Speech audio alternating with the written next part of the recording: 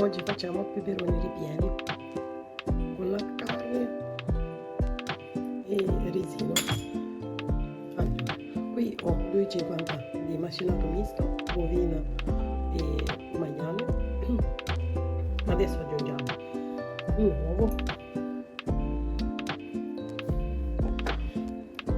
20 grammi di parmigiano,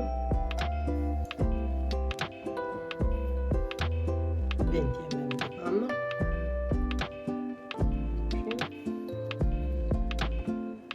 questi sono i nostri peperoni, e questi sono 100 grammi di riso di cognac, un riso di una radice cognac. Mescoliamo tutto,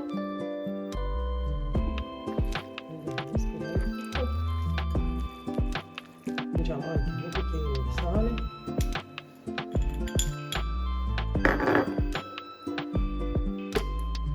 un po' di erba cipollina,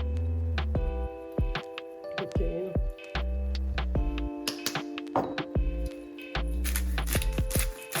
leggero di pepe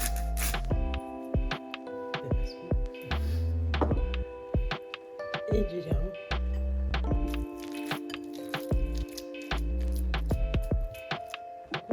E adesso riempiamo il nostro peperone che abbiamo lavato, svuotato,